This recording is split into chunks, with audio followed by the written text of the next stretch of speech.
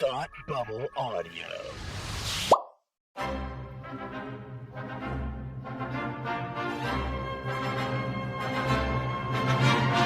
Look, up in the sky! You will never find the more wretched hive of scum and villainy. Welcome to Beer with Geeks with Tim and Frank. Who are you? I'm Batman. I am Iron Man. Your friendly neighborhood Spider-Man. Hi, Christopher. I'm Nero. My name is Inigo Montoya. You're a wizard, Harry. A couple of guys with a couple of beers and a whole lot of pop culture nostalgia. Make it so, number one. Ladies and gentlemen, the Beatles. Named the dog Indiana. Life finds a way. I am serious. And don't call me Shirley. Now sit back and crack open a cold one, because it's time for Beer with Geeks. It comes in paints? Shaken, not stirred. Great Scott! I was way off.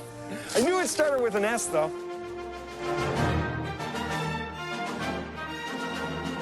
Hi, and welcome to Beer with Geeks, the podcast where we reminisce about our geeky childhoods with our ungeeky beer. I'm Tim. And I'm Frank. And today we will be discussing our first and then favorite Pixar films. Yes. Oh, yes, a big part of our childhood. Oh, yeah. A big part of my childhood. Big part of my adulthood still. Yeah, absolutely. Though, sadly, less. Like, sometimes you gotta... Okay, this is... When you go see kids' films in theaters, Yes. I've discovered things. Yes. One, you have to take somebody with you. Correct. Either that is a small child that you know. Don't take children you don't know. Or you have to bring an adult. Right. You can't go to see a kids movie by yourself. Absolutely not. It's weird. It's weird. Not because people judge you for seeing a kids movie, but because you could be dangerous. Yeah. Like- and I mean, it's okay to bring a date. It's okay to bring your niece or nephew or younger sibling or whatever. Yeah. But you can't go alone. But so it gets more difficult. It gets more difficult because of that. We're in our 20s. We don't have kids yet, and so we're in this. And we have facial hair. And we have facial hair, which is a big no-no for some. It's not for me. I like it. Yeah, but it does give up a creeper vibe to some people when you see a lone man with a beard sitting in a movie theater filled with kids, filled with children. It definitely looks bizarre. So it's hard to see them in theaters as we get older. Especially if you go into a matinee show. Yeah. Like you have the day off or something, and you're like on a Saturday, like, I'll go to the 2:00 show. Right. No. Bad idea. What were you Stranger thinking? danger. Yeah. So sadly, it makes it, because of some miscreants in society, it gets harder and harder to see the movies we love, at least in the theater. But I still am a big Pixar fan. The last Pixar movie I saw in a theater was Brave. Me too, actually. And I went with my sister, who's only a couple of years younger, but yeah, so I wasn't alone, which made it okay. Right. I don't remember who I saw it with, but I did see it with somebody. Yeah. I do remember, but that was a couple of years ago, and sometimes I have like a couple of movie people, and so sometimes they kind of run together. I did not. So if you're listening, Tim doesn't remember you or appreciate you. That is not true. People, friend, who I may or may not know. My first was, we talked about this already, Toy Story. We did. A couple episodes ago, we talked about Toy Story. Yeah, both our firsts. Yeah, both of our first. The first Pixar feature-length film. Yep. So we don't need to go too much into it. It was my first film in a theater at all. Right. I forgot about that. Right. Even though you did say it. Yeah. Right. So that was my first, and that was your first as well. It was my first. Yeah. It was definitely not my first feature film. That was another movie, Mystery. No, it was 95. So I was 8. Right. Ish. Right. It was November. Yes, I was 8. And I remember exactly what theater it was, what town, what theater. Which not necessarily the number of like the theater itself, but like of the screen, but like where we sat. I remember all of that. I have a weird memory because that's like super helpful in life, to remember when I saw Toy Story. Yeah, absolutely. But I remember the movie finishing and being like, I think it was my mom that was like, there's nothing like that. Yeah, that was the first thing ever it was. like that, and it was a great movie. Oh yeah, like, it holds up. Even though you're talking almost, doing math, 20 years 19 later. years ago, yeah. Almost 20. It's almost 20 years ago. It still holds up. Not just in, like, acting choices or anything like that, but even the animation it still looks pretty good. Still pretty good. It looks a little dated now when you compare say Toy Story 3 It's just to not Toy as, Story. It's just not as rendered. It's not as exactly, detailed. exactly. But it still looks pretty good. It Like, still looks pretty looks good. great. Funny story that I don't think I got to tell when we devoted an episode to Toy Story. Tell me. I saw Toy Story in a theater with my mom and my younger sister. So I was 6. That'd make my sister 3 at the time. And 3. Was she building forts then, by any chance? Pillow forts, yes. Pillow forts, Yes. good. I like forts. Yeah, Fort Comforter. We are not in a fort right now. Just stating. We were. But yeah, so I remember the projector broke or something broke having to do with the projection. Like halfway through the movie, I think they were in Pizza Planet. Oh no! When that happened. Oh, that was like a. Oh no! That was like a Tim Allen thing. Home Improvement, Toy Story. Yeah. So yeah, projector broke, and so someone came out and apologized and said we're going to try and get it working. It's going to be a few minutes. Yada yada. Within a few minutes, they did get it working, and we finished the film. But that was my first time seeing a movie in a theater, and something went wrong, and I was like, "What is this supposed to happen? That was short. Why did it just end? All the movies I've seen at home have endings." I know. Woody's character arc wasn't finished. What happened? Yeah. My young budding film critique career. Yeah. The character arc was just bloody awful. That was awful. Yeah, but do you have a favorite Pixar movie? You know, I just like favorite films, like Pixar being its own category. It does change. Yeah, that makes sense. I get in different moods, and there are some, because they'll be on TV or whatever else, and there are some that I'm just like, oh, that's it. That's definitely my favorite. And then I see another one, and I'm like, no, that's it. That's my favorite. Yeah. And so, depending on the mood, I'm gonna say, which is a little out of the box, it's not everybody's. Possibly, it's A Bug's Life. Okay. Hey. Yeah. All right. Yeah. That was going to be one of my honorable mentions, and I was going to say it never gets any love, so thank you for loving You're welcome. I love A Bug's Life. Cheers. Cheers to that. The episode's not done yet, but yeah, cheers. That's yeah. all right. A deserved early cheers. Right. No, I love that movie. I loved it when I saw it. I just it has this really offbeat sense of humor that's not like the other films in its own way. Just it's got a weird, quirky cast of characters. All of that stuff combined, and there's something about Flint's yell every time he's like, "No!" This is it just makes me laugh. It's true. Every single time. And Elaine Stritch is the queen, and I love her and loved her. Still love her. I still love her even beyond the grave. No, the whole thing. Kevin Spacey as the bad guy. Yes. Which, can we please? Yes, they come to eat, they leave. They come to eat, they leave. It's just movies to me need to be, for me to truly love you. I think they need to be quotable. I need to bring something of that in, something of the line into my life, and then be able to use it in context or out of context, I guess. But yeah, that to me is I would be a beautiful butterfly. Yeah. One of my favorite things from the whole movie is Flick's brother, his dumb. Did I say Flint earlier? I think I said Flint, yeah, but I meant Flick. It's fine. I'm tired. But yeah, his brother, who's stupid, is not Flick's brother. Did I say Flick's brother? I meant Thumper's. We're really tired. Yeah. Hopper's brother. Yeah. He and some other guy, when they're in that cantina bar place. Look at Garacha, look at Garacha. Look at Garacha. Oh, I just. Oh, look at all the beautiful colors of the blood. Love that. Making me a ladybug out makes me a girl, doesn't it? Yeah. He is like my spirit animal, if only because his name is Francis. It's Dennis Leary. Good. Yeah. Leary. By the way, I don't mean to call you out, but I do want to describe. It wasn't Elaine Stritch. It was Phyllis Diller.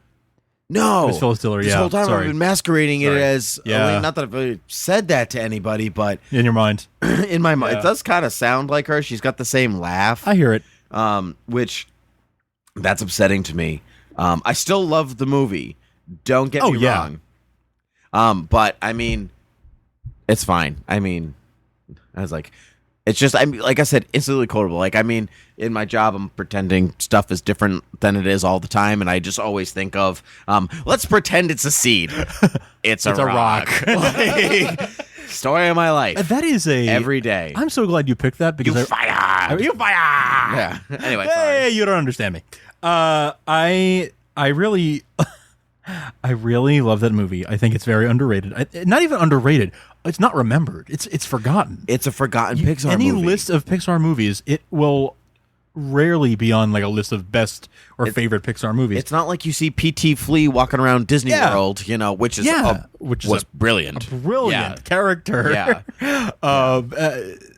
It's actually, I think it was the second Pixar animated feature after Toy Story. It took them 3 years after Toy Story to make it. I'm sure they were already in production on it. Yep. At some level, but prior to that. But it's a fantastic film. Julia Louis-Dreyfus as Princess Ada. So funny. She's just, kind of not Julia Louis-Dreyfus. Different for her, yeah. And I think one of my favorite things about this movie is that it started the long tradition. I think it's now done, but that tradition that lasted for a few years of having bloopers at the end of Pixar movies. Yeah. I just love bloopers in general. I love bloopers in general, but like the fake bloopers that they make because it's an end. And being a kid, I kind of thought they were real. Right, of course. But like obviously they're not. No, they have to like craft that CG for years. Right, but like when I was a kid, I thought they were real bloopers. Right. And then when I got older, I was like, oh, maybe they're obviously not, like they would do things like you would see the clapper come out. And I was like, well, obviously it's not a clapper because I know this is an animated movie. Right. So obviously that's made. But I was like, maybe the bloopers are real mistakes that the actors made and then they just animated around it. And what I've come to read is that a lot of them are just completely, fabricated, but some of them actually are funny, just mistakes that the actor, and then they animate around. That's cool. But that's like a couple of them are that. Anyway, one of my favorite ones, it has to do with Princess Ada and the Queen, where she calls her Princess Abba by accident. Oh yeah, and then she makes like an Abba joke, Abba Dancing Queen reference. Yep. See, let me find my bell-bottom pants. See, and that's I think that maybe that's why it's forgotten. It's just like the humor, a lot of it is a little too dry adult. Like it's a little too referencey, where it's like, ladies and gentlemen, rub your legs together. Yeah. For like, because they're crickets. Right, yeah, exactly. And it's just like, I think that's what, like, waiter, I'm in my soup. Like, yeah. It's, who wanted the poo-poo platter? Yeah. I think like Bloody Mary. Oh, positive. Yeah. Like that. I think those are the jokes that go right over kids' heads. Yeah. And there was a lot of them in Bug's Life. So as an adult, I appreciate it a lot. There were some jokes like that in Toy Story, like, like I'm just a couple of blocks away. Right. And look, the blocks are right there. Right, and like Kiss My Ass with Mr. Potato Head and like with Woody, and it's like high bar. Yeah. Well, as much as Kiss My Ass can be high bar humor. But, but I think those are very, I'm going to call them Muppet-like jokes, where they're jokes that go sail right over the heads of the kids, but they land for the parents. Yeah, well, that's what Pixar became famous for. That's what Pixar became famous for. It's what the Muppets are famous for. Yep. I think that A Bug's Life, were it not about insects, right? If it was just about a group of underdogs who were being oppressed by some other big group, right? Mm-hmm. If you swap out these characters, or swap out, have Kermit play Flick, have Piggy play Princess Ada, have the Electric Mayhem be the circus bugs. Okay. Right? In general, those are the same archetypes. Yep, I would agree with that. See in Muppet movies. Yep. So I would argue, and I'm just thinking of this today, but I would argue that A Bug's Life is the most Muppet-like Pixar movie that there is. I've never thought about that. I didn't grow up on the Muppets. Okay, like I was right, peripherally aware of them. Yeah. But the first Muppet movie I ever saw, not counting the time I was in college, and Muppet Treasure Island was like on the TV at a party. Like doesn't count. The first time I ever truly sat down to watch a Muppet movie all the way through was the new one. not Muppets Most Wanted or Just whatever the it is, Muppets. but the Muppets. The Muppets. That was the Jason first, Segel one. The Jason Segel one. That was the first one I ever watched, which was hysterical. And you love that movie. I love that movie. Yeah, I remember after the movie came out, you were pretty much obsessed with it for a little while. Yes, I was. I bought it. The soundtrack and a lot. The soundtrack's great. Yeah, everything is great. Everything is grand. I got the whole wide world in the palm of my hand. Life's a happy song. When there's someone by your side to sing along. So good. Yeah, but I would say this is... Life's a play of a fish. Okay. Yes, it is. Yes, it is. Anyway, it's a very Muppet-like movie in a lot of ways. So I think that's what they were going for with the with those jokes that kind of go like the O positive and the stuff that goes right over the kids' heads. I agree. And I think they may have done a little bit too much in some people's opinion. Yeah, I love it, but I'm an old man, at heart. I'm an old soul to begin with. And so see, now I got those jokes. I was like, that's been my sense of humor since I was a little kid. Yeah, I mean, I got most of those as a little kid. Some of them went over my head. I mean, you're just not like aware of such things. Like, I don't know what O positive means. Right? You might not know that when you're 8, but like, no, but you can get like the, Harry, no, don't look at the light. Yeah, it's so beautiful. Like, you can still get stuff like that. Yeah, exactly. But anyway, let's move on from A Bug's Life. What's your favorite? As you said, it's very hard to pick one. I was almost going to cop out and say I have 2, but can't do that. Can't do that. Not by these rules. So I am going to say The Incredibles. Really? Yeah. Doesn't even make my honorable list. Really? Yep. Wow. I think it's funny. Yeah. And I think it's got some great lines. Like, where's my super suit? Oh, man. Is the best. Yeah. Oh, Like, yeah. We make references to that line actually kind of a lot.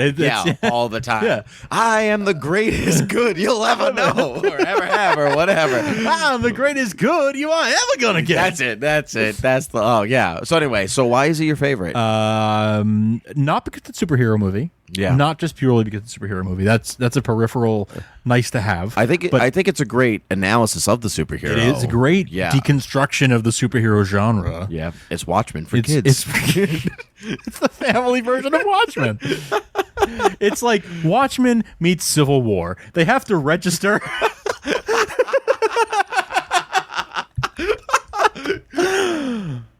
Anyway, that's fine. We're gonna leave that analysis there. Yeah. Oh, we're gonna leave it there. Yeah. It's I enjoy it because it is a I enjoy it because it's a family movie about a family. Yeah. Right. It's the family. It's the first Pixar movie that's really about a family. You could argue Finding Nemo, which came before this, is about a family. Yeah, but it's like the typical Disney broken family. There's a dead Disney parent. There's a dead Disney parent. It's a proud Disney tradition because Walt Disney deemed it so. Mm-hmm. He said, he only grew. Yeah, if I could be wrong, but this is what I heard, that he only grew up with one parent, and so he said, I only want one parent in my films because that's what he knew, and he knew other kids needed to relate to that. And so a kid with 2 parents can still relate to a kid with 1 parent, right? But it's different going the other way. Yeah, it is. Yeah. It is. And they just create sympathetic characters. Bambi, Dumbo, like these all create. Yeah. You have sympathy for these characters. King Arthur, or Wart, if you will. Even Sleeping Beauty, Snow White, Cinderella. Yeah, those are. Because in some cases they don't have any parents. That's true, but like Cinderella does have a dad in the original fairy tale, right? But in the film, she doesn't. It's just the evil stepmother. It's just the evil stepmother. Yeah. But yeah. So The Incredibles is one of the few Disney films in general, really, that has a full family unit. Full family unit. You're right. And but that's not why it's my favorite. The point I'm getting to. What an odd way to have a favorite. There's a whole family in this movie. I like families, so that's my favorite. Good. No. I like the way the characters interact with each other. That's why I love the banter. I love the story it tells. I love the growth that all of the characters really go under, and specifically the 4. Yeah. The family. But I love the way their interactions change and mature over the course of the film in a way that I felt I could relate to. Critic Frank says they have complete story arcs. Basically, yeah. I was and Syndrome's got 15 an when awesome that came out. So there you Were go. you really? Yeah. Okay, yeah. Syndrome's got a great villain lair. I thought you said cool. hair. He does have great hair too. It is cool. I mean, it's funny because I like the whole story. I generally like the film. I don't really have anything against it, but for some reason, it doesn't register to me as a funny film very much. Like, I find it maybe a little bit more serious in tone straight through, and I just don't find it as quotable, like I said before. Yeah, it may not be quite as quotable as some of the others. I think it's a well-made, I agree. well-told, well-crafted, well-written story. Brad Bird is a great director. Brad Bird's a great director. Absolutely. It's great for lots of reasons. Even Jack has character growth. Yeah, I agree. Even the infant has character growth. So I enjoy it. I enjoy it a lot for that reason. I like that there is subtext when you, in a way that you don't really see in many Disney movies. When Bob goes to the island for the first time and you meet Mirage, there is an undertone, very James Bondy, but there is sort of this will he, won't he be unfaithful to his wife type of very adult all of a sudden. And if you're a kid, I'm sure it goes straight over your head. But seeing it as a teenager and still as an adult, I'm just like, they could have played it up a little bit more. It is a family movie, and they likely wouldn't, and I knew they likely wouldn't, but there is the possibility for a second the thought runs through your mind that they could kiss or gaze into each other's eyes or something. Ran through Mr. Incredible's head. I'm sure it did. That kind of thing is more adult tone for just a moment. Well, maybe the Incredibles, if you will allow me to have you stop talking for a second. My monologuing. A little bit. Ooh, nice reference. That was good. That is a great. You getting me to monologue. No capes. Yeah. Oh, and don't you dare tell me it's not quotable. Oh, yeah. No, you're right. I just need to see it again. Oh, she's funny. I like her. Edna Mode. I do know somebody that looks a lot like her. I think everybody knows somebody that looks like her, but it's just like one of those things.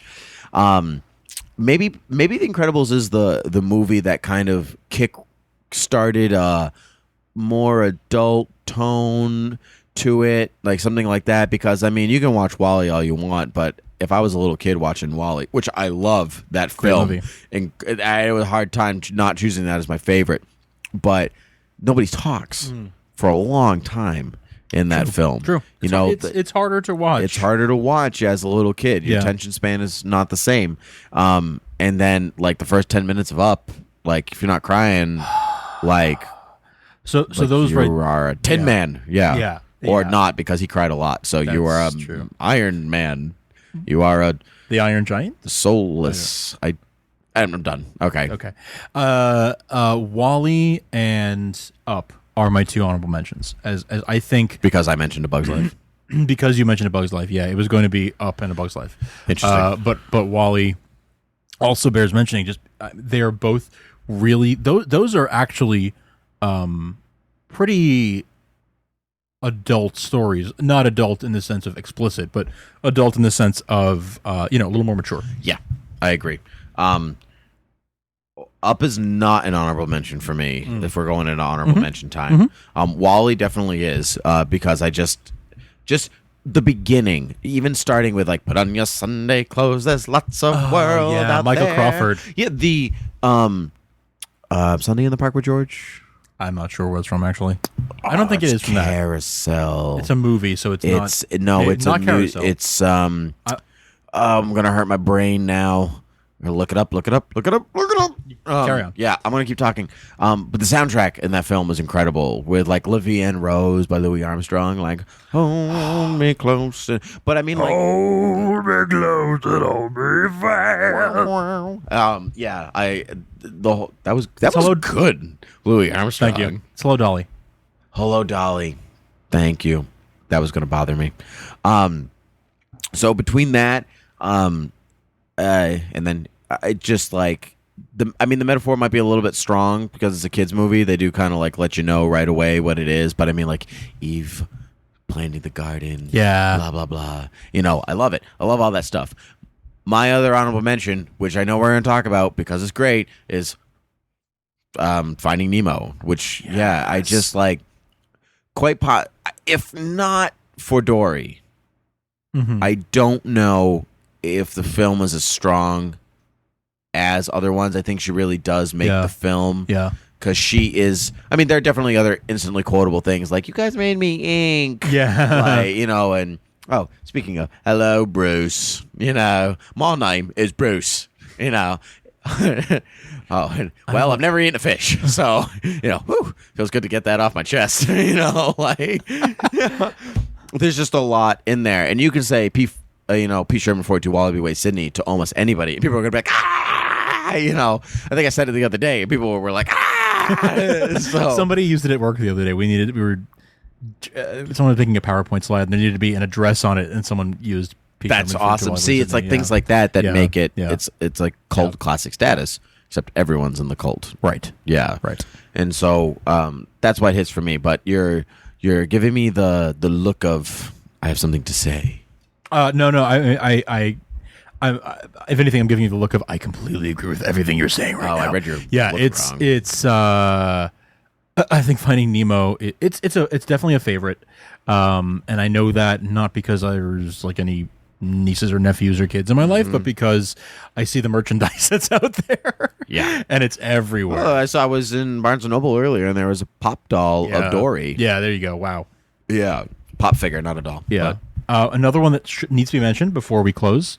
Ratatouille. Monsters, Inc. Monsters, Inc. Never seen Ratatouille, actually. Really? Ratatouille and Cars. Don't watch it hungry. No, that's what I'm. You can watch Cars hungry, but don't watch Ratatouille. yeah. I've never seen Cars, actually. As a kid, I loved Cars. I still can't bring myself. I'm not a NASCAR fan. Yeah, me neither. And so, but I just I haven't gotten around to watching those two, and it's not out of any lack of desire to watch them. I just haven't gotten around to them yet. Well, I still haven't watched Monsters University yet, and I still would love to see that. I just don't think about it when I'm like, I need to watch a movie. What should I watch? Yeah, it doesn't have to mind. Yeah. But anyway, yeah, I mean, we could go on. There was a time when there were so few Pixar films that if you wanted to make a list of your quote-unquote favorites, you would end up naming all of them. Right. But we're now at a point where there are enough of them that, you know, some of them don't make the cut, or you just don't get around. There's 14 feature films. Yep. So you don't maybe name all of them because you don't have time in a half hour or whatever to talk about all of them. But any final thoughts? Just that I really enjoy doing this podcast with you because it's you and me and you, both of us together. Yeah. Hey! We're just rehearsing a scene from the upcoming company play. Put the thing back where it came from, so help me. Anyway, I have two things. I don't know if you've seen them. There could be more out there. There are fan edits of The Incredibles and Monsters, Inc. I don't know if you've seen them. The Incredibles, as directed by Christopher Nolan. Which is, are you kidding me? Which is awesome. They did a great job, but I like this one more. Monsters, Inc., as directed by Ridley Scott. Stop. Yeah. It's amazing. The movie looks so creepy. And the only thing that they edit, like in the feature wise, is that they turn Boo's eyes red, like to be more monster like. Besides that, it's just the lines and the scenes from the show, but edited together. Wow. It's so creepy. It's like that Mary Poppins edit where, have you ever seen that? No. It's like if like Mary Poppins the horror movie and it's like what's the song that she sings at it's like feed the birds, but it's like the beginning part of the song. Okay. And do you know what I'm talking about? I know the song, yeah. Feed the birds, tuppence a bag. Yeah, but it's the beginning part of the the beginning of the song, of and now I can't remember. Like the intro where she describes the lady sitting on the steps. And but it's like they got this bell ringing. Yes. And it's like and it's so creepy because you just see like dolls moving and like her like sliding up the stairs and the kid's eyes are wide and it's like the nanny. It's almost like Rosemary's Baby or The Omen-ish feel to the thing. It's definitely worth a watch. There's a couple of edits out there like movies as horror movies. I think Dumb and Dumber has one and all this other stuff. That's so funny. But definitely watch the Pixar ones because they are a hoot. That's amazing. Yeah. I'm having a real blanking tonight. I feel bad. That's but all right. It's okay. All right. It happens. You're human. Well, listen. Or before am I? Ooh. No, I am. Okay, cool. I thought throwing you off, but leading into something. Yeah. There. Yeah. Okay. Before we go, I just want to thank everyone for listening. You guys are all great. You really love us. You really love us. We love you. You moderately like us. You tolerate us. Yeah. So we both really appreciate that. We have a ton of fun making the show, and we're glad. We hope you enjoy listening to it. We would really appreciate iTunes reviews. Yes. A couple of you have done that already. Thank you so much. If you enjoy the show enough to leave us a 4 or 5 star review, would really appreciate that. Yes, we would. You can also leave us a review on Stitcher. That doesn't hurt either. We also have a Twitter account at Beer with Geeks and an email account, beerwithgeeks@gmail.com. So if you want to send us any feedback, we're there, and we'll be happy to read any emails you send us if you give us permission to do so. And tweet us thoughts, reactions, suggested topics, all that stuff. Happy to read that stuff as well. So, anything to add, Timothy? No, you said a lot of words, and I liked them. Words are hard. Words are difficult. Okay. He's having a hard time there. So I was just using a bigger word. Yeah, I know. Well, anyway, thank you very much, guys, and we will talk to you soon. Talk to you soon. Bye. Bye. Cheers. Bye, Kozowski.